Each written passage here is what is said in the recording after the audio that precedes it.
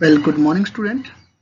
This is your SS class, chapter 2nd of geography, and it's a part 3rd of this chapter.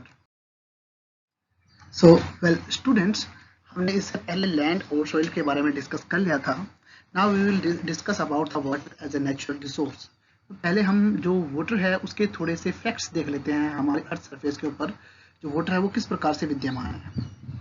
अगर normally हम water की बात करते हैं, it's a renewable resource, एक renewable natural resource है.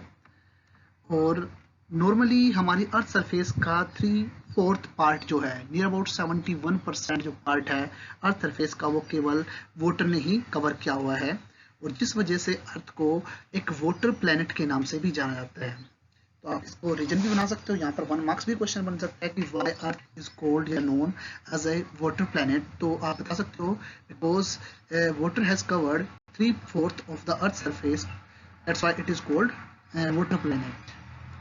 Now student, अगर मैं टोटल अमाउंट ऑफ वाटर की बात करता हूँ तो उस टोटल अमाउंट ऑफ वाटर में से 97% जो वाटर है वो ओशियन एंड सीज के अंदर विद्यमान है.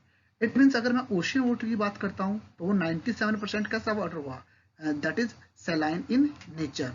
अब सैलाइन इन नेचर होने की वजह से it is not fit for the human consumption. जो ह्यूमन कंजप्शन है उसके लिए फिट नहीं है. अब हम फ्रेश वाटर की बात करते हैं क्योंकि हमें तो रिक्वायर फ्रेश वाटर की है.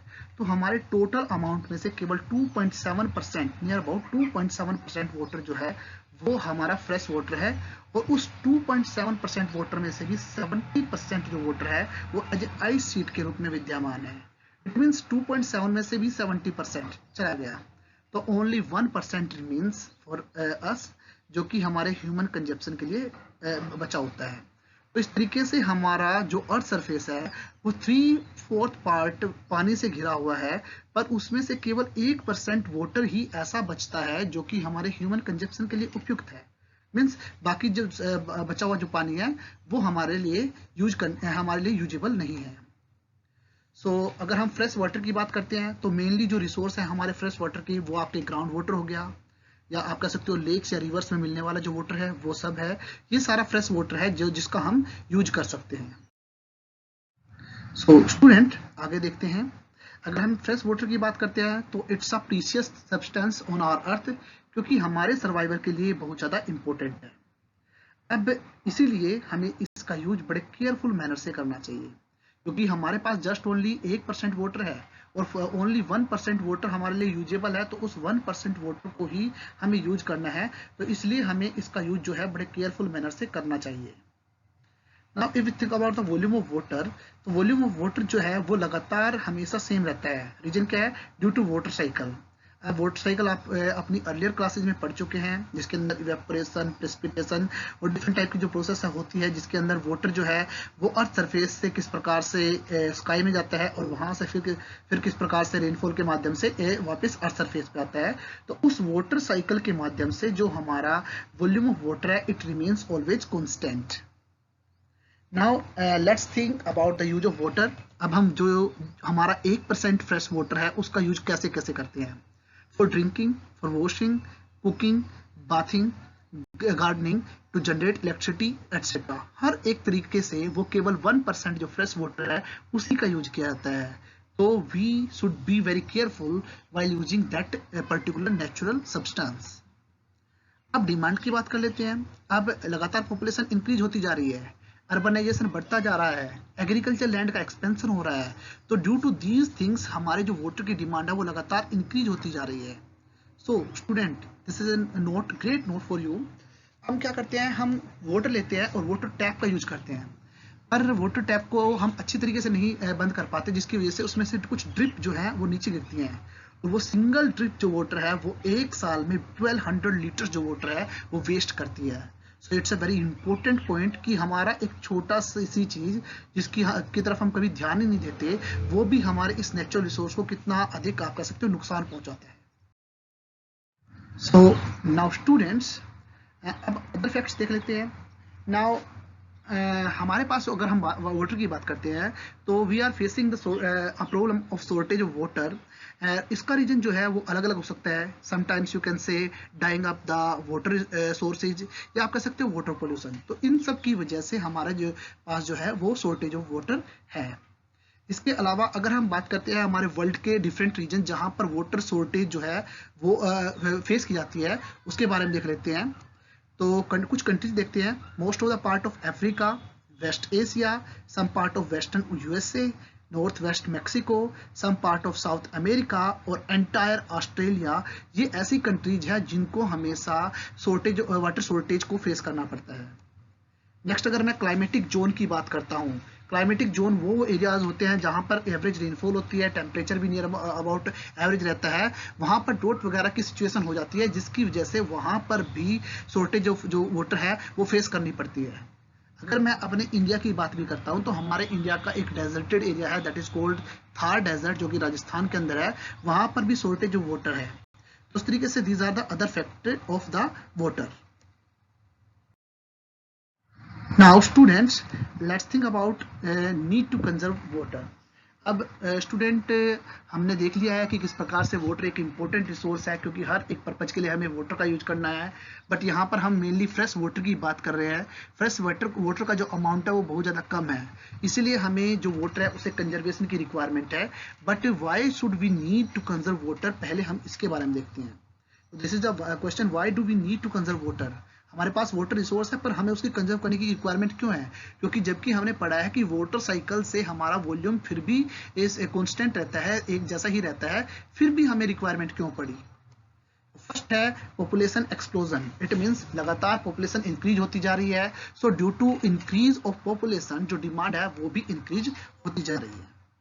The second one, lack of clean and sufficient water resources. Means हमारे पास वाटर रिसोर्स तो हैं पर सफिशिएंट वाटर रिसोर्स नहीं है और वो भी क्लीन वाटर रिसोर्स नहीं है, इसकी प्रॉब्लम है हमारे सामने। नेक्स्ट हम बात करते हैं हमारी जो सीजनल और एनुअल प्रेसिपिटेशन है, you can say it rainfall. अगर हम रेनफॉल की बात करते हैं तो हमारा रेनफॉल हमें मॉनसून के ऊपर डिपेंड रहना पड़ता है रेनफॉल के लिए, जिसके अंदर वेरिएशन जो है वो हर साल और हर प्लेस पर अलग अलग देखने को मिलती है। नेक्स्ट अगर हम बात करते हैं, it's a very important thing कि हम वाटर को ओवर यूटिलाइज करते जा रहे हैं, ओवर एक्सप्लॉइट करते जा रहे हैं और एक्सेसिव यूज कर रहे हैं वाटर का, जिसकी वजह से शॉर्टेज ऑफ वाटर हो रही है।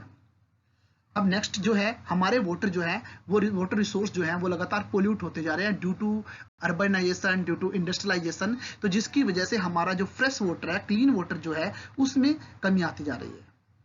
If we think about the discharge of the untreated sewage, जो कि डायरेक्टली रिवर में जाते हैं अर्बन सेंटर से, इंडस्ट्रियल एरिया से, वो भी हमारे जो फ्रेश वाटर रिसोर्सेज है उन्हें पोल्यूट करता जा रहा है। अगर नॉर्मली आप यमुना रिवर की बात करते हो तो यमुना रिवर के पास लगता हुआ दिल्ली, अगर हम उसकी बात करते हैं तो ऐसा माना जाता है कि दिल्ली के जो, अगर दिल्ली से नियर अबाउट 20 किलोमीटर आगे तक का जो एरिया है उसके अंदर भी यमुना रिवर के अंदर पोल्यूशन दिल्ली की वजह से होता है। तो ये भी एक बहुत बड़ा रीजन है हमारी फ्रेश वाटर की शॉर्टेज का। नाउ लगातार हम क्या कर रहे हैं, केमिकल्स यूज कर रहे हैं एग्रीकल्चर के अंदर, वो भी अब केमिकल्स की जो यूज करते हैं, अब इनके लिए हमें अधिक रिक्वायरमेंट होती है एग्रीकल्चर के अंदर इरिगेशन की। सेकंड थिंग, ये जो केमिकल्स है वो अंडरग्राउंड वाटर के अंदर मिक्स भी हो जाते हैं कई बार, जिसकी वजह से हमारा जो फ्रेश वाटर है वो पोल्यूट होता है। द नेक्स्ट जो है वो है discharge of the industrial waste in rivers. हम अर्बन सेंटर में भी बार डिस्कस कर चुके हैं। हमारा जो इंडस्ट्रियल वेस्ट है हम क्या करते हैं, हम उन्हें उसे अनट्रीट मैनर से, मीन्स हमें उसको दोबारा से ट्रीट ना करके, हम उसको थोड़ा सा रिफाइन ना करके डायरेक्टली उसे सीवेज के माध्यम से रिवर में डाल देते हैं, जिसकी वजह से हमारा रिवर पोल्यूशन जो है वो लगातार बढ़ता है। तो दीज आर द पॉइंट्स जिसकी वजह से हमें पता चल गया कि why do we need to conserve water resource. So let's think about some steps taken by us and government to conserve the water, क्योंकि वाटर कंजर्वेशन की जो आप कह सकते हो रिस्पॉन्सिबिलिटी है वो केवल गवर्नमेंट की ही नहीं बल्कि हमारी भी है। तो देखते हैं कि क्या क्या स्टेप हम उठा सकते हैं जिसकी वजह से वाटर जो है उसे कंजर्व किया जा सकता है। So students, conservation of water को देख लेते हैं। सबसे पहले हम कुछ डोमेस्टिक मेथड्स की बात करते हैं। सबसे पहले हम अपने घर की बात करेंगे। तो फर्स्ट ऑफ ऑल अगर हम बात करते हैं तो सबसे पहला जो मोस्ट इंपोर्टेंट चीज है जो हमें करनी है वो करनी है कि stop wastage of water. Means हमें वेस्टेज ऑफ वाटर को रोकना है। हमें क्या करना चाहिए, we should use water in a judicial manner, you can say in a wise manner. केवल हमें जितनी रिक्वायरमेंट है उस तरीके से ही हम वाटर का यूज करें। नेक्स्ट जो मोस्ट इंपोर्टेंट है, बाय स्प्रेडिंग अवेयरनेस। अब इसके अंदर हमें बताना है कि रिस्पॉन्सिबिलिटी जो है इस वाटर रिसोर्स की वो हम सब के ऊपर है। हमें शॉर्टेज ऑफ वाटर को खत्म करना है, हमें अपने वाटर रिसोर्स का जुडिशियल मैनर से यूज करना है। इसकी रिस्पॉन्सिबिलिटी केवल गवर्नमेंट की ही नहीं बल्कि हमारी भी है। तो it's a very most important. एक डायग्राम देख लेते हैं और उस डायग्राम के अंदर हम देख सकते हैं कि किस प्रकार से डोमेस्टिक मैनर से या डोमेस्टिक मेथड से हम वाटर रिसोर्स का सदुपयोग कर सकते हैं या वाटर रिसोर्स को बचा सकते हैं। तो दीज आर फ्यू पॉइंट्स जो आप इस डायग्राम या आप इस पिक्चर के अंदर देख रहे हो, इसके माध्यम से हम क्या कर सकते हैं, हम वाटर रिसोर्स को बचा सकते हैं। तो स्टूडेंट्स नेक्स्ट अगर हम बात करते हैं कुछ इंडस्ट्रियल मेथड्स की बात कर लेते हैं। अब इंडस्ट्रियल मेथड में हम क्या करते थे, हमने इंडस्ट्री में पढ़ा था कि हम अपने जो इंडस्ट्रियल सीवेज है वो डायरेक्टली बिना रिफाइनमेंट के रिवर में चल जाते हैं, जिसकी वजह से वाटर पोल्यूशन क्रिएट होता है। तो we should throw these things by treating the influents suitably before releasing them in water bodies. बड़ी बड़ी वाटर बॉडीज या रिवर्स के अंदर रिलीज करने से पहले हमें इनको पहले सुटेबल मैनर से ट्रीट कर लेना चाहिए, उनको रिफाइन कर देना चाहिए ताकि वाटर पोल्यूशन से बचा जा सके। नेक्स्ट अगर हम बात कर सकते हैं, we should recycle and reuse the things. Means mainly हम इंडस्ट्री के अंदर वाटर को एज ए कूलेंट के रूप में यूज करते हैं, तो जिसकी वजह से कूलेंट के रूप में यूज करते हैं, इसलिए हमें क्या करना चाहिए, वाटर को रिसाइकल और रीयूज करना चाहिए। Means recirculate of the water use करना चाहिए ताकि हम एक पानी को बार बार यूज कर सकते हैं। Let's see the diagram of these thing. तो अगर मैं डायग्राम की बात करते हैं तो हमें इंडस्ट्री में किस प्रकार का वाटर यूज करना चाहिए, non portable water means that is not fit for drinking, ऐसे वाटर का यूज करना चाहिए। नेक्स्ट अगर हम बात करें रिसाइकल और रीयूज करना चाहिए, कोशिश करनी चाहिए वाटर की इंडस्ट्रियल एरिया के अंदर। नेक्स्ट हमें कुछ मेथड्स को चेंज करना चाहिए, ऐसे मेथड यूज करो जहां पर लेस रिक्वायरमेंट ऑफ वाटर होती है। नेक्स्ट अगर मैं बात करूं तो रीसर्कुलेट ऑफ द वाटर, क्योंकि मेनली हमारा काम क्या होता है वाटर का एज ए कूलेंट के रूप में, तो हमें क्या करना चाहिए, उस वाटर को रीसर्कुलेट करने की कोशिश करनी चाहिए। तो ये कुछ माध्यम है जिनके आधार पे हम इंडस्ट्रियल मैनर से जो वेस्टेज ऑफ वाटर है उसे रोक सकते हैं। So well students let's think about agriculture practices, क्योंकि ये भी एक मोस्ट इंपॉर्टेंट थिंग है। तो इसके अंदर अगर हम बात करते हैं तो हमें स्प्रिंकल्स एंड ड्रिप इरिगेशन का यूज करना चाहिए इंस्टेड ऑफ ट्रेडिशनल मेथड्स। इसकी वजह से हम वाटर वेस्टेज रोक सकते हैं और इवेपोरेशन की वजह से जो प्रॉब्लम होती है वो भी रोक सकते हैं। तो स्प्रिंकल्स और ड्रिप इरिगेशन यूज करें, ना कि इंस्टेड ऑफ ट्रेडिशनल मेथड्स। तो डायग्राम देख सकते हो आप, sprinkle irrigation and drip irrigation, and whenever we use this so it stops wastage of water. Second thing, it also stops the evaporation process, तो इसकी वजह से वाटर जो रिसोर्स है वो भी कंजर्व हो सकता है। हम नेक्स्ट देखते हैं, the next one is agriculture practice के अंदर रेन वाटर हार्वेस्टिंग। अब normally student you have already read about it in your earlier classes. तो it is to collect and store the rain water to fulfil our basic domestic needs and irrigation things. हम इसके अंदर rain water harvesting के अंदर पानी जो rain water है उसे कलेक्ट करके स्टोर करते हैं ताकि डोमेस्टिक पर्पज या इरिगेशनल जो पर्पजेज हैं वो फुलफिल कर सकते हैं। अब ये जो रेन वाटर हार्वेस्टिंग है वो टू टाइप्स होती हैं। First one is surface run of harvesting. अब सरफेस रन ऑफ हार्वेस्टिंग के अंदर हम क्या करते हैं, सरफेस वाटर जो है it is trapped by making dams. And the second one is roof top harvesting. In this matter rain water is trapped on the roof top. So these are two type of rainwater harvesting. Let's see the diagram of it.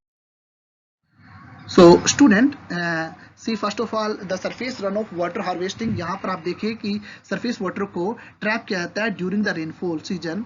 तो ये आप देख सकते हो कि dam बना रखा है, डैम के सामने जो सरफेस वाटर है वो उसके सामने कलेक्ट हो जाता है।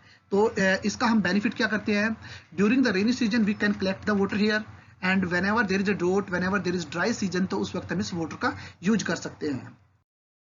कि अगर हम सेकंड टाइप की बात करते हैं तो second type is rain water, जो कि है आपका रूफ टॉप हार्वेस्टिंग। यहाँ पर हम रेन वाटर को ट्रैप करते हैं ऑन द रूफ टॉप। तो इसके अंदर हम क्या करते हैं, पाइप के माध्यम से स्टोरेज टैंक में जो रेन वाटर है उसको कलेक्ट कर लेते हैं। तो इस तरीके से इसका बाद में हम डोमेस्टिक पर्पज से, या आप कह सकते हो इसका हम बाद में इरिगेशनल पर्पज से यूज करते हैं। तो these are two type of rain water harvesting. Now student, let's see some other factors. Construction of dam, ये भी important है। According to it, we should collect water during rainy season and use it in the dry season. So it also help to regulate water flow and distribute it evenly. अब इसका जो dam बनाने का benefit क्या होता है कि rainy season के दौरान में रिवर्स में फ्लड आने के चांसेस होते हैं, तो उस फ्लड को रोका जा सकता है. It means it's regulate the water flow. Second thing, in the dry season flood अब ड्रोट आने के चांसेस हो जाते हैं, तो इससे हम क्या करते हैं, वहां का पानी थोड़ा थोड़ा नदियों के अंदर छोड़ते रहते हैं, जिसकी वजह से उसको ड्राई एरिया के अंदर यूज किया जा सके. तो इसकी वजह से हम वाटर फ्लो को रेगुलेट कर सकते हैं और इवन मैनर से डिस्ट्रीब्यूट कर सकते हैं. नेक्स्ट हम बात करते हैं construction of the ponds and you can say it जोड़, स्पेशली इन राजस्थान. नॉर्मली आपने विलेजेस के अंदर देखे होंगे डिफरेंट टाइप के पोन्ड्स, तो ये एक बहुत इंपॉर्टेंट मेथड है. तो आप इसको डेफिनेशन देख सकते हैं. अगर मैं पोन्ड की बात करता हूँ, it's a traditional method use in villages. So let's see the definition of it. It is a crescent-shaped earthen check dam which helps to hold the runoff and increase the water table also. ये crescent shape की earthen check dams होते हैं, जहां पर हम क्या करते हैं, सरफेस रन ऑफ का जो वाटर है वो कलेक्ट करते हैं, जिसकी वजह से वाटर टेबल को भी इंक्रीज किया जा सकता है. Let's see the diagram of. So student, see it जोड़. तो ये राजस्थान के अंदर यूज करने वाली एक इंपॉर्टेंट चीज है, जहां पर हम क्या करते हैं, एक it's a crescent shape earthen check dam, जो कि हेल्प करता है आपका जो सरफेस रन ऑफ वाटर है उसे कलेक्ट करने में. Second thing, it also increases the water table also. तो it's a very important part of it. I think so it's clear to all of you. So well student, I hope the concept is clear to all of you. I'll see you in the next video. So keep smiling and thank you and have a nice day.